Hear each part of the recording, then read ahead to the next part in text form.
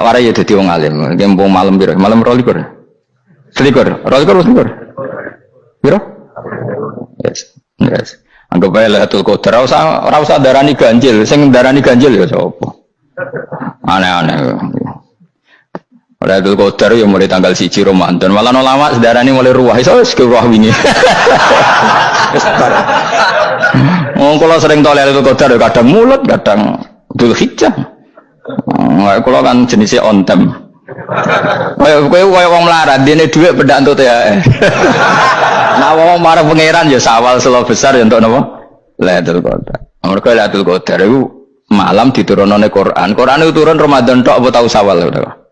Sawal ya tau, Dzulhijjah tau. Dzulhijjah tau. Bolak-balik al-yauma akmaltu lakum turun to bulan apa? Dzulhijjah. Kowe mari amatir, itu angel terang. Sing darane Lailatul Qadar iku malam diturunne Quran. Quran turune iku piro? Ya macam-macam, Ramadan nggih bolak.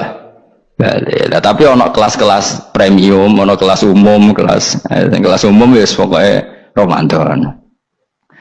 Sing ganjil dipilih salah sitok. Berarti itu pembatasan apa? Nah Quran dhewe turun coba surat paling terkenal, ayat paling terkenal al-yauma akmaltu lakum turun tanggal piro? Tanggal 9 Arafah Dzulhijjah haji wada. Padahal ta'rif Lailatul Qadar lail apa unzila fihil Quran. Ya tapi ilmu ini mari debat biasa. Umume wong kula takoki wong Gus nuzul Quran tanggal piro 17 sampe. Lailatul Qadar tanggal 21. Ya jare nuzul Quran ya pas Lailatul Qadar. Wong-wong lak muni bingung nang wong. Nah aku sira bingung. Lha kok ora tau mikir jajal. Nuzul Quran sing resmi ning kitab-kitab tanggal piro? 17. Lailatul Qadar tanggal. Padahal Lailatul Qadar disifati apa? Malam turune. Doa. Nek ora tau bingung ngono. Wong ana kadang ngirim wong goblok, wong kok ayeme ngono. Ya ora tau mikir. Aku men goblok-goblok. Dadi ana ilmu paradok barang ya tenang, santai. Padahal ya tak bedheki ya nuzul Quran tanggal piro sing resmi cara kitab-kitab 17 Ramadan. Lailatul Qadar sing resmi 21 nganti 29. Terus Lailatul Qadar iku wulan apa? Wulan diturunkannya Al-Qur'an. Berarti tanggal piro? Bocah dijak pinter ya kan inna anzalnahu fi lailatul qadar. Saya ora takok. Nuzul Quran tanggal piro? 17. Lailatul Qadar. Selikur. Terus Lailatul Qadar ke malam diturunkannya Al-Qur'an turun tanggal 17. Berarti Lailatul Qadar tanggal ada dek. Ora tau iskal yo gumen wong-wong. Ya kok penak weh. Mulai dadi wong alim loro, kan ora usah mari iskal. Ngaduk ditung bodho penak. Pokoke nuzul Quran nang piro Kang 17. Lailatul Qadar selikur. Ya jare Lailatul Qadar pulang tujune Quran kok beda tanggale. Kan gak tau ge mikir. Alhamdulillah. Panggilan Lailatul Qadar lagi lho. Saya guys pinter. Saya lihat Mas. Gitulah berarti sekeliwat. Jadi ilmu itu kabeh bingung no kan. Ya biasa bingung. Mulane yang bodoh barokah. Barokah. Barokah. Kula ora dipilih pangeran nggih milih dadi wong bodoh, tapi wong pangeran milih kula dadi wong pinter dadi tak syukuri wae. Tapi kadang kula iri wong bodoh kuwi iri. Modele penak urip santai. Ya saiki ya Lailatul Qadar ku sifatnya apa? Inna anzalnahu fi lailatul. Normalnya kan ainun nuzulil Quran yo ainul lailatul qadar. Berarti tanggal piro? Darawane lagi. Innalillahi wa inna ilaihi raji'un. Kita warai ilmu cara wong alim. Meskipun sampean boleh bantah siji yo kadang keterbatasan ilmu. Nomor loro hasud, bantah kan sebab macam-macam. Hasud. Nomor 3 bantah gue kegiatan. Kayak wong kuliah nak agak kritis kan darani ra pinter. Jadi cocok lah ya kudu bantah. Engko khas-khasan cerdas apa? Nomor 4 bantahan itu sifatnya wong wedok. Menang kalah protes. Berarti kowe ora lanang berarti wedok, tukang protes itu wedok. Nomor 5 bantah itu berarti dia punya keiskalan tapi nggak bisa keluar dari keiskalan itu. Jadi problem Anda ditimbangkan ke saya, itu ya rasopan. Problem-problemnya dewe kok ditimbangkan ke saya. Begini terang no. Hukumnya Allah Ta'ala itu ada yang berstatus itu lugu. Lugu itu ya lugu ummi. Karena agama ini memang ummi. Ummi itu lugu. Sehingga agama ini tidak perlu diterangkan. Ketika Abu Hanifah, agama ini ketika datang, itu orang lugu. Lugu itu murni. Murni itu proporsional. Sehingga sifat ummi itu baik. Misalnya saya bilang gini, rumah awas kena keliru. Kalau kamu sholat itu batal kalau makan. Itu ukurannya satu upo apa satu piring? Satu upo kan? Itu sudah batal. Terus kalau saya bilang gini, Cong nak tamu keimangan, itu sak piring tak sak upo? Enggak jawab ya? Sak piring. Orang iso misal, tak keimangan, gue sak upo. Nah, lalu Anda ditanya gini, lalu definisi makan itu apa? Memasukkan satu piring ke mulut, apa satu upo ke mulut? Dalam bab sholat, satu upo ke mulut itu makan. Tapi dalam bab hormat tamu itu satu piring. Setuju ya? Tawarai pinter kayak. Ayo tawarai ya. Wes setuju ya? Wes pinter. Lo jawab wes pinter. Urung. Lailatul Qadar ya kok. Misalnya Lailatul Qadar menjadi super karena ada sesuatu yang super turun, yaitu Lailatul Quran. Jadi menjadi super karena yang turun adalah sesuatu yang super, dan itu artinya tanggal loh, salah nih aku cek itu utek tanggal selikur kabeh sing ngaji ning ngene. Oh jelas inna anzalnahu fi lailatul qadr. Rujuke ning ndi? Quran kan? Wa ma adraka ma lailatul qadr. Lailatul qadri khairum min alfi syahr.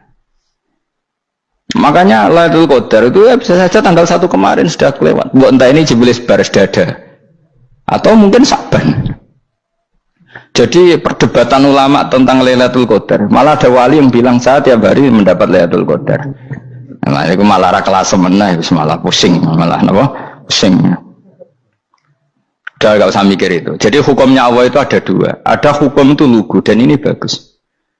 Makanya saya itu kenangan saya terbaik dalam membela Allah dan Rasul. Saya ulang lagi, kenangan saya terbaik dalam membela Allah dan Rasul itu masalah faraid. Dulu mungkin banyak yang ingat lah ketika tahun berapa lupa saya, tapi ada seorang menteri dan pakar Islam menggulirkan isu hak waris itu sama, lelaki dan perempuan sama, alasannya karena perempuan sekarang kerja. Jadi gara-gara kesamaan gender kemudian mereka ingin bagi waris itu apa? Sama lidzakari bisul hadil, saya itu ditentang. Gerakan itu pernah menguat, termasuk yang bisa dengan tanda kutip bisa menghentikan gerakan itu termasuk itu saya. Yang punya pikiran gitu tak parani, tak tantang begini. Saya bilang gini, Anda ngomong ini itu karena pinter apa karena tren? Tak tanya, ya karena pinter. Saya ini kan orangnya keren, punya kepangkatan jos lah. Ya kepangkatan jos, kepangkatan dunia, mesti nak cara pangeran jos ora ya ora. Cara ukuran dunia itu jos lah. Tak tanya, saya itu Pak Ba, termasuk yang setuju gerakan kesamaan gender. Dulu kan lelaki perempuan itu beda sekali karena lelaki kerja perempuan tidak. Sekarang sama-sama kerja maka warisnya harus sama. Terus saya tanya gini, lalu penyebab warisan itu kerja apa lelaki? Dia jawab kerja. Dia nggak ngerti kalau ngadepin saya. Saya ini kan orang alim yang biasa belajar mantek. Dia ini roh nak aku ngalim. Sembrono ya jadi dene. Ketika tak tanya gini, lalu misalnya saya punya anak, yang anak saya putri itu direktur BUMN atau direktur bank atau direktur PT besar. Kemudian anak lelaki saya idiot, goblok. Warisannya dikasihkan siapa? Kalau kerja adalah alasan dapat warisan, berarti anak saya perempuan itu yang dapat warisan dong. Anak saya lelaki kan idiot, nggak kerja. Lalu warisan itu berdasar prestasi apa empati? Kalau berdasar prestasi malah Anda ini aneh. Sudah kerja direktur BUMN hanya karena dia kerja, dia dapat warisan karena Anda bilang asbabul irsi adalah kerja. Kalau saya bilang karena empati, saya juga gak fair. Yang kerja juga butuh modal gak saya warisi, tapi yang idiot tak warisi karena warisan berdasar empati. Lalu Anda milih mana? Bingung deh. Sampai dia ikrar, saya belum pernah mendapat perlawanan seperti ini karena Anda ngomong sama orang-orang goblok, kata saya. Terus saya bilang, saya ini ngaji Wahab khatam berkali-kali. Anda mungkin baca kitab Wahab itu hanya terjemah. Maka menurut Islam yang menjadi hak waris itu sebabnya zukurah wal unasah, kelelakian menjadi dapat 2 bagian, keperempuanan menjadi 1 bagian, dan itu Islam tidak mau urusan dengan prestasi maupun empati, mujarrodul zukurah dan mujarrodul unusah. Sehingga dengan seperti ini tuh Islam nggak ribet. Coba kalau kamu pakai ilatul hukmi, pakai cara berpikir logika, malah ruwet. Karena tadi kalau kesamaan gender itu karena perempuan kerja, lalu misalnya yang lelaki idiot misalnya atau pengangguran, warisan kamu kasihkan siapa? Kalau kerja itu menjadi alasan hukum, kamu kasihkan yang perempuan kan? Aneh enggak? Yang sudah kerja malah kamu kasih warisan yang nganggur? Enggak. Berarti berdasar prestasi atau berdasar empati. Kalau kamu dapat warisan, idiot dulu dong. Idiot dulu, goblok dulu, kecelakaan dulu, baru dapat warisan karena dapat empati. Yang sudah PNS enggak perlu dapat warisan karena sudah juga ruwet. Fikih seperti ini ruwet enggak? Ruwet. Nah, kata Imam Haromen gurunya Ghazali, agama itu kadang dinuna dinul ajais. Kita ikut yang lugu saja. Allah bilang lelaki dapat 2 bagian dari perempuan, ya lelaki ya yang punya alat kelamin, penis. Perempuan yang punya farji, ya sudah gitu aja, gak usah ruwet-ruwet. Kenapa begitu? Ya sudah seperti itu. Nanti lama-lama gini kalau diterusin. Ada seorang dokter fikih perempuan. Dia menguasai fikih sholat. Ruhin lanang tapi gak menguasai fikih sholat. Rohnya mau pesolatan misalnya. Lalu yang jadi imam siapa kalau berdasar prestasi? Perempuan dong, karena dia doktoral fikih sholat. Dia menguasai aneh-anehnya sholat. Goro ibu masaili sholat dia menguasai. Sementara Ruhin takoi sholat itu apa Ruhin? Pokoknya ini gugus ngadeg terus lugu. Terus ngadeg balik. Apa? Ada bulan. Nak salam ngalerin. Dia tahunya hanya itu dok. Lalu kalau nuruti imam sholat adalah yang terpandai dalam fikih sholat, tentu yang imami perempuan. Tapi agama ini tidak seperti itu. Pokoknya wong lanang imami, wong beda. Jadi makanya kata Imam Haromen, dinuna dinul ajais. Sampai Said Muhammad itu sering ngutip beliau gini kan, Allahumma imanan ka imanil ajais, ya Allah. Semoga iman saya menerima konsep engkau itu ka imanil ajais. Imannya wong wedok-wedok sing lugu. Ajis itu perempuan lugu yang sudah sepuh. Jadi misalnya ngukur anak seneng ya anak gedang goreng, ngekei duit, ya lugu saja. Itu bagus. Daripada kamu pakai argumentasi, karena argumentasi ini sebetulnya kelihatan cerdas, tapi ada kebodohan masif. Karena tadi, kalau hak waris kita otak-atik dengan prestasi, maka yang pro empati akan protes. Paham ya? Masa yang sudah kerja dikasih banyak, yang idiot enggak? Tapi kalau berdasar empati juga aneh. Masa dapat warisan harus goblok dulu, harus kecelakaan dulu. Maka Rasulullah pernah ngendikan ketika ditanya, lalu warisan untuk siapa ya Rasulullah? Nabi jawabnya lucu. Fali aula rojulin dakarin. Jadi Nabi sempat ngendikan kata rojul. Kemudian direvisi dakarin. Fali aula rojulin dakarin. Semua ulama ngendikan dakarin di sini adalah badal. Nabi ngendikan rojulin. Kemudian Nabi ingat kalau rojul itu identik dengan lelaki dewasa. Apa? Kemudian Nabi mengulang lagi dakarin. Tidak harus dewasa, yang penting lelaki. Jadi meskipun baru lahir, kalau dalam keadaan baru lahir namanya apa? Kan dakarin kan? Belum bisa dikatakan rojul. Paham ya? Nabi ngulang 2 kali. Fali aula rojulin dakarin. Ini penting saya utarakan supaya clear. Jadi agama itu gak usah diotak-atik. Ya itu tadi misalnya imam sholat itu lelaki. Ya sudah lelaki. Lelaki itu apa? Yang punya alat kelamin lelaki. Jangan dibalik ini. Yang dikatakan lelaki itu orang kuat. Sehingga meskipun perempuan kalau kuat, misalnya perempuan anggota poluan, lelakinya cemen, idiot, maka imamnya perempuan gitu. Karena makna lelaki adalah kuat. Ini keruwetan. Jadi agama itu tidak seperti itu. Nah sekarang kembali ke pilihan. Yang dikatakan pilihan itu orang hebat. Apa yang dipilih? Apa berdasar definisi? Apa berdasar kehendak yang milih? Ya kok mulai do pinter, tumben do pinter. Alam raya ini milik Allah. Dan semua di alam raya ini milik Allah. Maka dipilih dan dipilih itu terserah yang punya apa terserah kita. Apa terserah kriteria, apa terserah definisi. Dalam konteks kita sebagai objek diambil, tentu terserah yang punya. Kemudian Allah bilang, orang-orang itu saya pilih. Nah kalau milihnya Allah berdasar kepunyaan, tentu Allah boleh dong memilih orang yang sebetulnya berstatus dolim. Ya tapi ya tetap dia dolim, tapi ya tetap dipilih. Kenapa ya? Karena Allah yang punya. Saya misalnya orang kaya, boleh nggak punya HP buruk? Boleh kan? Terserah saya. Saya orang kaya, beli HP mahal, medium dan paling buruk, boleh enggak? Boleh saya yang punya. Nggak boleh, Gus, orang kaya harus beli HP yang mahal. Yang bilang harus siapa?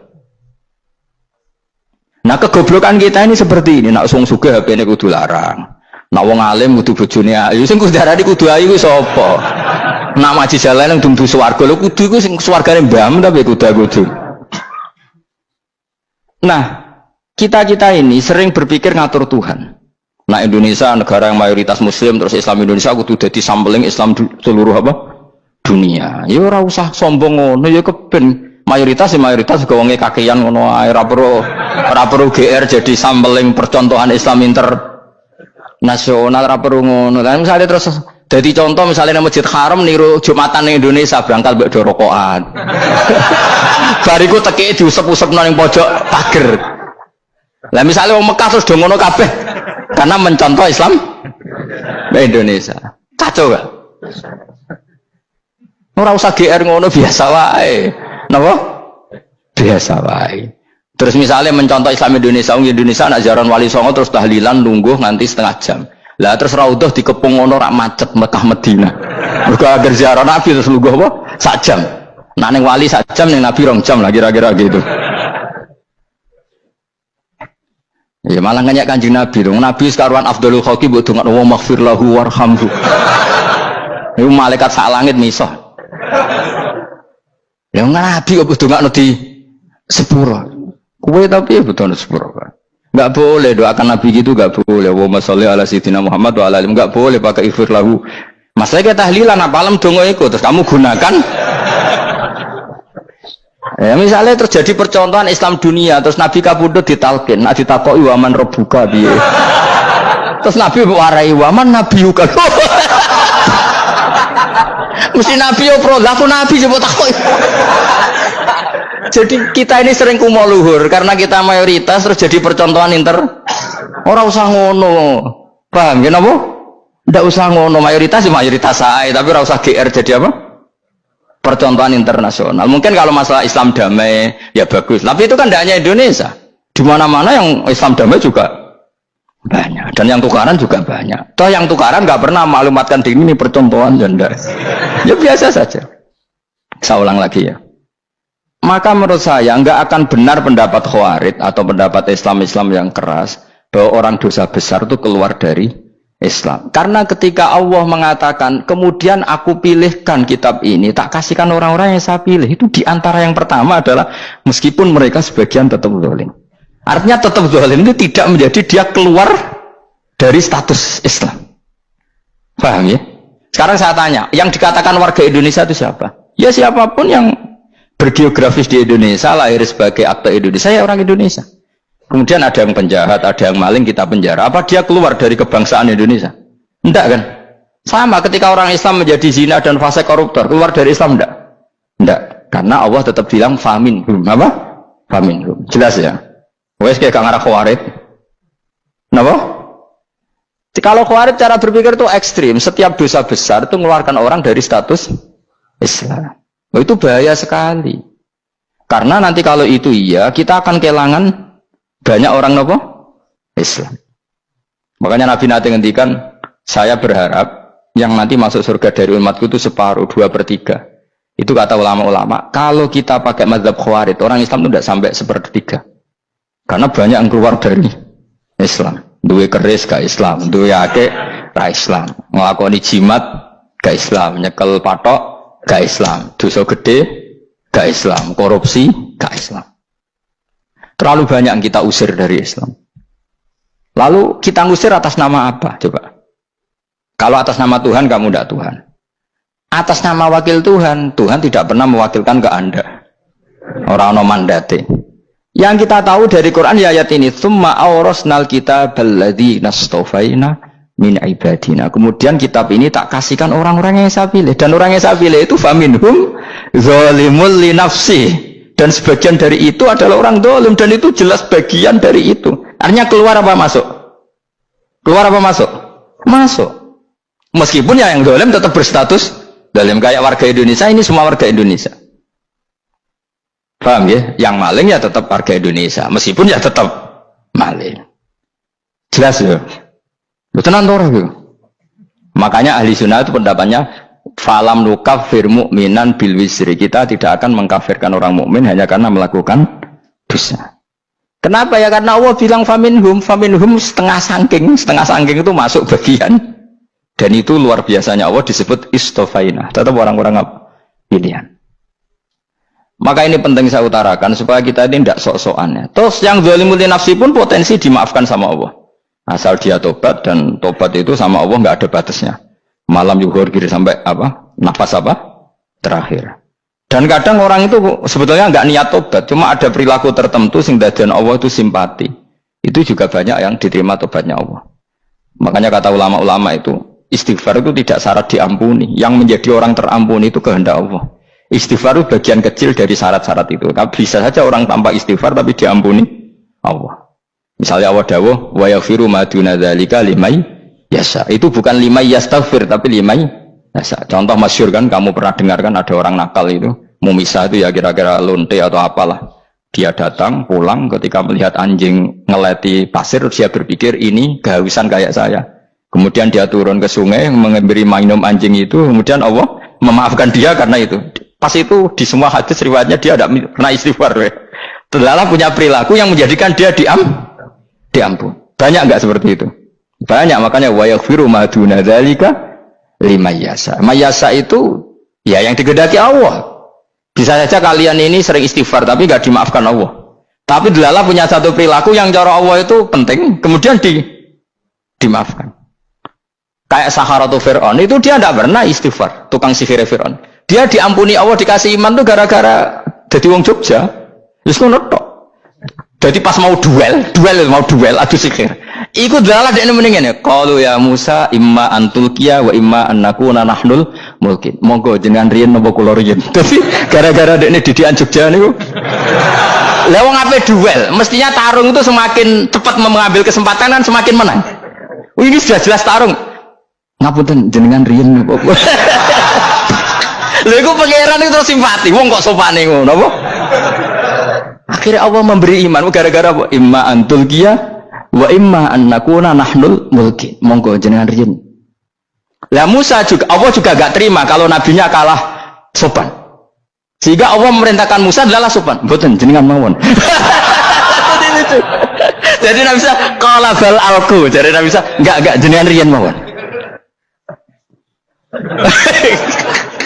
Jadi coba, itu kan unik. Dia tidak ingin diampuni Allah, tapi adalah dia sebenarnya satu perilaku yang menjadikan Allah itu simpati, yaitu kesopanan dia dengan Nabi Musa. Imma antulqiya wa imma an nakuna nahnul.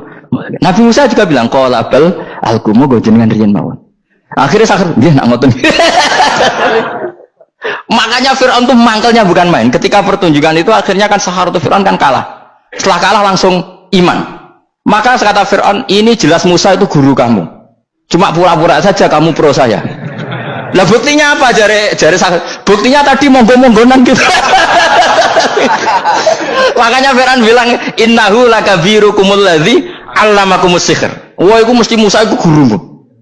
Padahal dia gak kenal sama sekali. Cuma gara-gara monggo-monggonan tadi itu akhirnya terus pikirannya Fir'aun. Wah, mesti wis kenal suwi, mau gayane tok. Mergo gara-gara monggo jenengan riyen. Mboten monggo jenengan. Jadi makanya sampean jangan putus asa. Makanya keliru sekali kalau kita bilang diampuni Allah nunggu istighfar. Enggak. Tentu istighfar penting, kita sepakat. Istighfar itu penting, kita sepakat. Tapi itu tidak satu cara-caranya Allah untuk orang bisa diampuni. Nabi misalnya ngendikan ana wa kafilul yatim kahateni fil jannah. Coba. Orang sering istighfar sama kafilul yatim, kira-kira surganya cepat mana?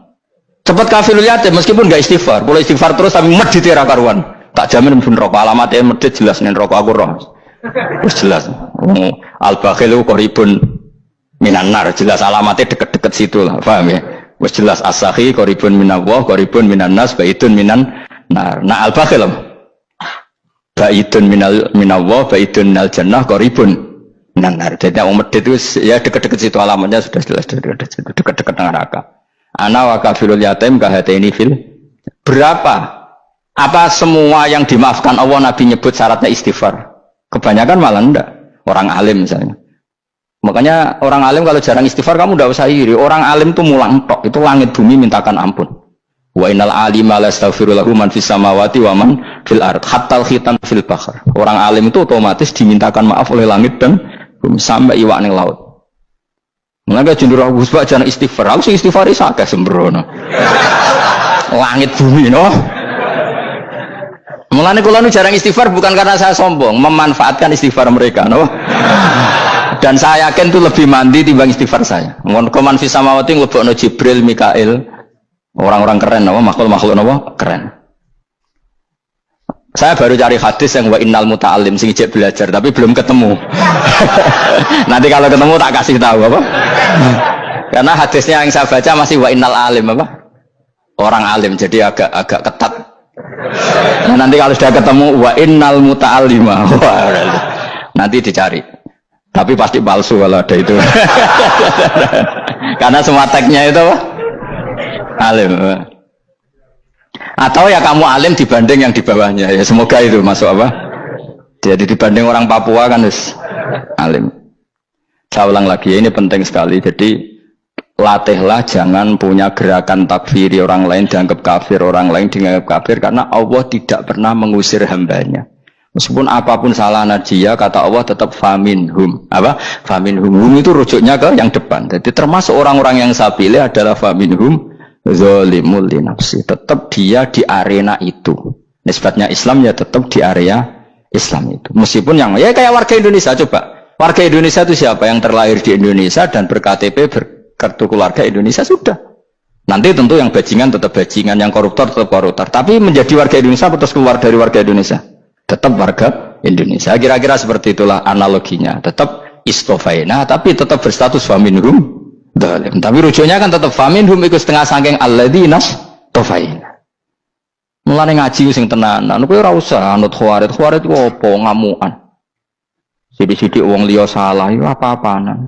Lho saya juga mangkel be wong dalim. Semua orang soleh mangkel be wong dalim, tapi ya dihukum saja. Misalnya dalam Islam ada qisas, ada ada haddul qadzaf, haddus sariqah. Ya hukuman ya hukuman saja, tapi hukuman itu tidak bisa menghilangkan status.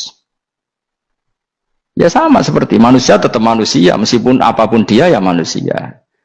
Ya tadi misalnya manusia itu siapa? Ya manusia itu ya manusia. Terus kamu bikin orang yang standar ideal manusia adalah yang berperilaku baik, yang nggak pernah salah. Kemudian kalau Zaid itu maling berarti tidak manusia. Terus barangnya apa? Ketek. Tidak bisa, makanya kembali lagi dinul aja. Kamu bikin definisi manusia itu tidak usah seangkuh itu. Manusia seperti ini manusia ya sudah, maling ya manusia, orang soleh ya manusia, orang sedengan ya manusia. Lelaki itu apa? Yang punya alat kelamin penis itu lelaki, titik sudah. Sehingga nanti warisannya ya dia lelaki. Sholatnya dia bergaya. Kamu tidak usah bilang gini, lelaki adalah yang cakap memimpin, yang macho, yang kuat. Jika kalau tidak seperti itu namanya perempuan. Terus kamu membolehkan yang seperti ini jadi makmumnya perempuan, imamnya perempuan sing macho. Kacau enggak kalau agama nuruti logika-logika itu? Enggak, jawab aja. Kacau. Lalu lucunya sekarang banyak kecerdasan yang mengarah ke sana. Makanya agama ini jadi kacau karena sudah ada dinul ajais. Agama ini agama ummi. Ya agama ini agama ummi. Kata Allah huwallazi ba'atsa fil ummiyin. Ummiyin itu lugu itu polos. Jadi kalau orang polos misalnya gini, ini apa? Kira-kira kalau jawab orang polos ini, jam. Bagus kan jawab jam. Jam itu apa? Penunjuk waktu, ya sudah seperti itu. Tapi kalau orang engkek, ini itu apa jam? Itu barang murahan, bulat kan oleh jawab. Mau numpak mobil carry itu apa? Itu black melaku. Yang mobil itu Alphard. Jadi kacau. Nggak boleh agama dibawa ke sana. Apa? Agama di sana dibawa ke sana. Nah itu madzhabnya ahli sunnah apa? Wal jamaah. Ketika Rasulullah ngendikan la yu'minu ahadukum hatta yuhibba li akhi, orang kok diarti ini orang iman. Jika yang menyala itu tidak iman, tidak seperti itu cara mengartikan ahli sunnah wal jamaah. Karena status itu tidak pernah hilang. Yang hilang hanya kesempurnaannya. Paham ya? Kesempurnaan kita jalani manusia hilang karena kita maling, karena jadi koruptor. Tapi tetap kita manusia. Kesempurnaan kita sebagai orang mukmin hilang kalau kita fasik. Tapi kita tetap mukmin. Paham ya? Makanya setiap hadis gitu kata ahli sunnah la yu'minu imanan kamilan. Wis dong ya. Dong. Ya terus alhamdulillah subhanallah. Ya dalam mas malam 22. Malam Lailatul. Aku kadang melok goblok aduh. Saya tuh sering dididik sama bapak saya, sekumpul wong akeh ya kudu melok goblok guys. Makanya bapak itu kalau ada orang pidato, bapak kan juga nggak suka pidato juga, tapi ya kerso kadang-kadang, saya pun kadang-kadang kerso. Asal sing utus pernah guru, pernah sepuh kadang kerso. Nah, bapak nak bahas pengajian ngomongin balik dari bapak, malah bingung, ngomong apa wae. Coba kita dengan PD-nya bilang Lailatul Qadar itu 21 sampai berapa? 29. Lailatul Qadar. Warna iki malam Lailatul Qadar. Lalu Lailatul Qadar keren tuh karena apa coba? Karena nuzulul Quran. Lalu nuzulul Quran tanggal 17. Lalu Lailatul Qadar tanggal berapa? Oh, ada nih. Alhamdulillah. Tapi ini jangan jadi keiskalan yang masuk itu sudah difitnah itu. Cara Gus Bak, ya cara Gus Bak cara Quran ngawur gitu. Sembrono. Memang aku tidak pendapat tentang Quran, ya dan ayatnya seperti itu. Maka yang benar, Lailatul Qadar itu kata ulama-ulama dulu, orang yang beramal soleh, ya itu sudah anggap saja dapat Lailatul Qadar. Orang itu rawusan dulu, esok dulu serengengi, belerengan tau orang, nara belerengan berarti untuk Lailatul Qadar, jangan mendung kan belereng di. Terus bunyi angitnya sayup-sayup, Inggris dini hari ya sayup-sayup, blok-blok aneh-aneh. Lah anak pikir segoyer, berarti wong laut gak taran untuk Lailatul Qadar, ke segoro gitu langitnya bianter. Lah anak yang dia yang mesti sayup. Mau angin dok gunung wis kesel tadi harus sayup-sayup. Gaya ukuran ojo ngono, gaya ukuran ngono rak wong diang luwih ngrasa entuk Lailatul Qadar timbang wong segoro kidul. Ke segoro kidul angine apa? Buanter. Padahal alamate piye? Sayup-sayup. Mana-mana. Maksudnya alamat ngono iku ora ngono, maksudnya ayat iku Kanjeng Nabi mbadhawuh ngono, maksudnya ora ngono. Wes dong ya. Ayo Lailatul Qadar tanggal aku seneng wong bodoh. Enak urip wis happy no?